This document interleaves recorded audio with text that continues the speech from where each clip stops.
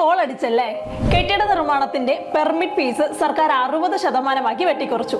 എന്തൊരാശ്വാസമല്ലേ? പുതുക്കിയ കെട്ടിട നിർമ്മാണ പെർമിറ്റ് ഫീസ് ഓഗസ്റ്റ് 1 മുതലാണ് നടപ്പാക്കുന്നത്. പുതിയ നിരക്കനുസരിച്ച് കോർപ്പറേഷൻ പരിധിയിൽ 81 മുതൽ 300 സ്ക്വയർ മീറ്റർ വരെ പരിധിയിലുള്ള വീടുകളുടെ പെർമിറ്റ് ഫീസ് 58 മുതൽ 60% വരെ വെട്ടിക്കുറച്ചു. വ്യവസായം, വാണിജ്യം തുടങ്ങിയ കെട്ടിടങ്ങളുടെ പെർമിറ്റ് ഫീസും 58% വരെ കുറച്ചിട്ടുണ്ട്.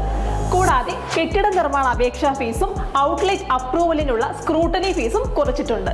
2023 ഏപ്രിൽ 10 മുതൽ കെട്ടിട നിർമ്മാണ പെർമിറ്റ് ഫീസ് ഒടുക്കിയവർക്ക് കൂടുതലായി അടച്ച തുക തിരികെ നൽകും. അവ ലഭിക്കുവാനായി നമുക്ക് ഓൺലൈൻ വഴിയും അപേക്ഷിക്കാം. പെർമിറ്റ് ഫീസിന്റെ തുക പൂർണ്ണമായും തദ്ദേശ സ്ഥാപനങ്ങൾക്കാണ് ലഭിക്കുന്നത്.